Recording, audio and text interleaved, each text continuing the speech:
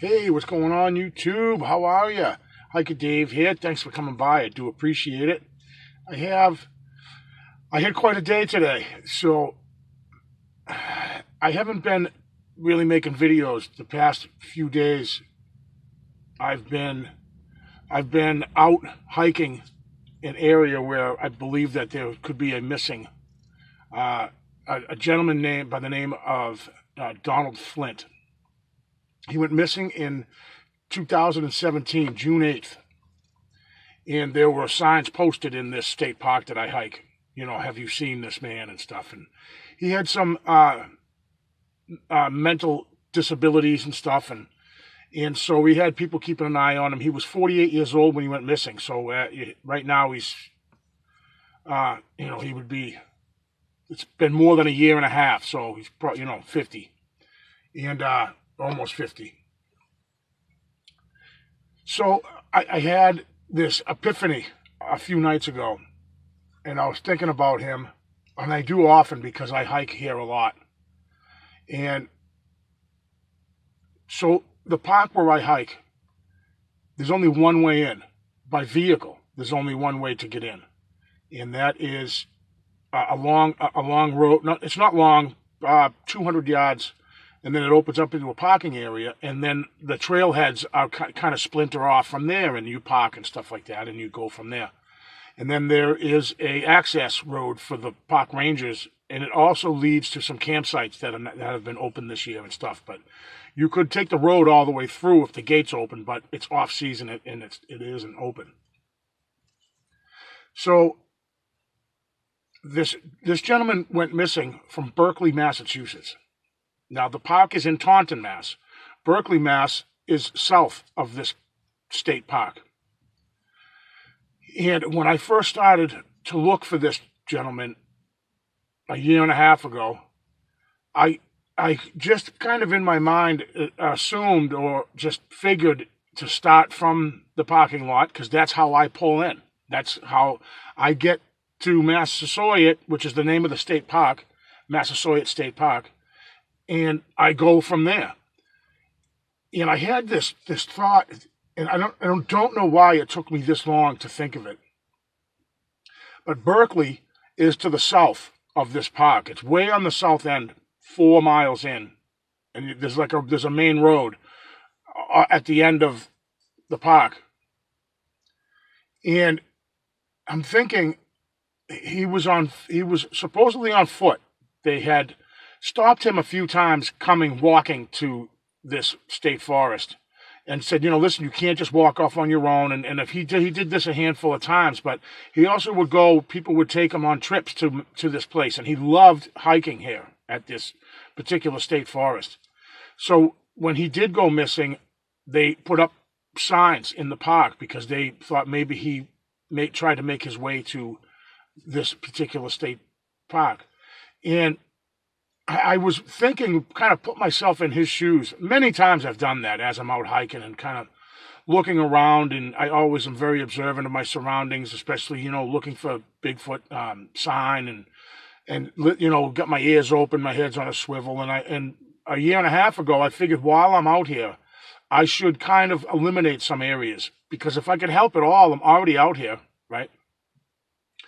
So I thought to myself, if I was him, I would have been walking down the road in Berkeley, Mass, because that's where his house lived. Now, I know it sounds really simple, but I didn't think of it at the time. I believe he could have entered the park from the south end of the park instead of where I come in from the north end, and I drive down this road and I park, and then I've been hiking in a southerly direction, where I think he possibly could have come into the state park from the south headed north. And how far did he make it in? Like all of a sudden, all these questions, maybe he didn't make it very far in and fell and hurt himself, got disorientated, lost the trail. Something could have happened to him. So it was a couple of days ago, and now I've been out here re-evaluating the areas that I have been searching. So I made my way unfortunately, the access road isn't open, so I couldn't drive to the other end of the park. Now, the road that is on the south end of the park is a small 2-lane narrow road, and there's no parking there. I had already driven down there, and I could not park this boat on the side of the road and not be conspicuous and leave it there for 4 or 5 hours. I wasn't going to do that. So, unfortunately, I had to come to the normal parking area and hike 3 or 4 miles in to get to that road. So that was part of yesterday. I got to the road and I said, okay, I'll come back. I left so I can get out of there before the sun went down. And today was my target day where I was gonna kind of book it, that 4 miles, so 3.5 miles or so. I think it's more like 3.5, and then kind of fan from there. Right, I was gonna pick one to go west or east and start my search kind of over again. Right. So I find the trail that I found yesterday that where it took me close enough to the road where I could hear vehicles driving down the road off in the distance. But I somehow ended up on a trail that wasn't familiar to me, and I don't do a ton of hiking way south of on the south side of the park like I did the past couple of days. And so I come to a trail where it forks kind of left and right. So I pick a side. 200 yards down this trail, it splits into 3.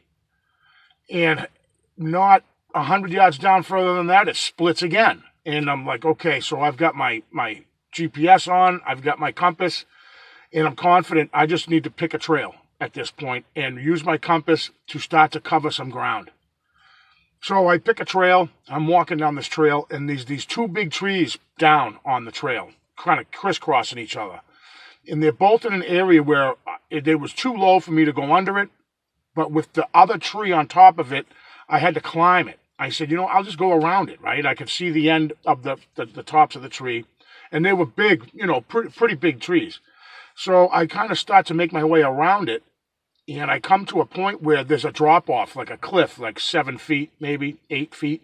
And down below is a bunch of brush and bushes. And so I said, well, at this point, I have to climb it. I'll climb over. So I began to climb up and over, and I've got my hand on a branch. There were two pine trees. I've got my hand on a branch, and as I'm trying to lift myself over the 2 trees, the branch breaks, and it was as big as my arm. It was a good-sized branch, but I don't know that the trees must have been there for a while, and the branch was just rotted through and through. And it sent me off the log. So I hit the ground, but I hit the ground in such a spot where I was right at the edge of that little cliff area, and it sent me down that 7 feet. Not a free fall, but more of a roll, right? It was like, I was told I was swearing up a storm. Thank God there was nobody there to hear that. But I ended up messing up my phone. My shirt got ripped, not a big deal. I didn't hurt myself or anything. I hit my head a little bit on it was a downed log that fortunately was soft. It was like rotted through from like termites or whatever. And so I when I had hit it, I thought for sure, I'm like, this is not good. Like a lot of stuff rushes through your mind when you're in mid-fall. And right then I'm like, this is not going to end well for Hiker Dave. I'm in serious trouble, I thought. And then I thought, too, like, that ran through my mind was, is there water beyond that brush that I couldn't see? Maybe there's a stream there. Fortunately, my fall was broken by the nice brush. There was no briars, fortunately, but I did get a stick through my shirt that went right up past I could feel it go through my beard almost. But anyways, I had no phone. My phone was, like, frozen. I must have rolled over on it or landed on it. And I noticed that the phone was like pinched shut, like real tight, like almost like when you pull your phone apart and pull the battery out and you put it back together or whatever. It was almost over shut tightly. I'm like, I just busted my phone. So I'm looking at it. Nothing's working. The phone is not working at all. And I'm thinking to myself now, I stand up and I'm looking at this cliff in front of me. Not a cliff, it was just a seven, or it seemed like 10 feet when I was looking up at it. But I'm like, I got to get back up this thing. So I spent probably about 15 minutes walking up and down this cliff, back and forth, looking for an easier way. And there was none. There wasn't an easier way. So I had to commit. I threw my bag up on top of the cliff right where I fell. I figured, why not start there, right? I already have a big indentation from where I landed on the side of the cliff. So I'm crawling. I make my way up. I grab part of the tree now that I can reach it from the top. And my dexterity was amazing. I was pretty awesome, impressed with myself for being a 49-year-old guy. I was impressed that I was able to, probably out of sheer panic, but yeah, I was able to get back up. And I sat myself down on top of the tree that I had just fallen off of, and I'm shaking my head going, that really could have ended. That really could have been a bad situation. And I was out there looking for another man that possibly could have fallen and hurt himself. Now, that's nothing funny about that in any way. And I turned, once I realized my phone was junk, which I just came back from the store and fixed my phone. But I realized how easy it is to lose your footing or just somehow have an accident like that. Of course, it made me think of I wish I wasn't alone as I was in mid-roll. And I was like the Homer Simpson falling down the stairs and just, I was nervous for that fleeting moment as I was kind of rolling down and not knowing when I would stop, where I was going to land, how hard was I going to land, and that I shouldn't have trusted the branch. Like I kept second guessing myself, thinking that I'm just a fool. But, and again, to get back to Donald Flint, the missing hiker, that is how quick something like that can happen. I was a good distance out into the woods.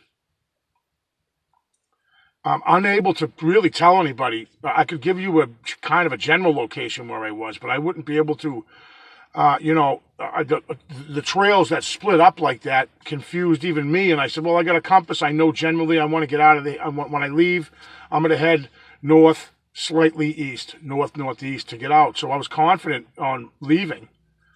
But to have that happen really fast was really something.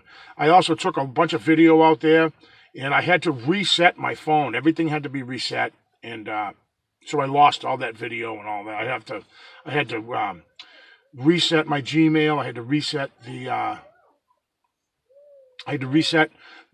all the apps on my phone. So everything's gone. Everything was lost. I had to log back into YouTube. I had to start everything all over again, But that's where I've been the past few days.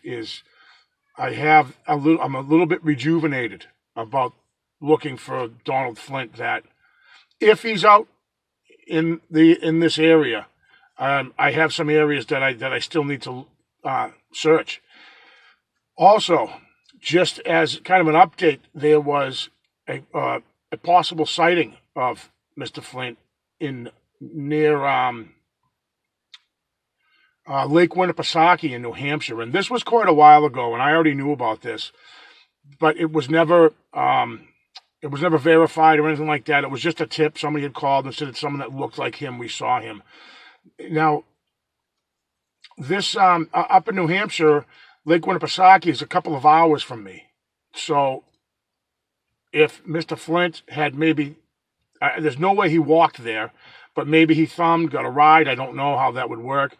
So the possibility really is that he never made his way here to Massasoit State Park.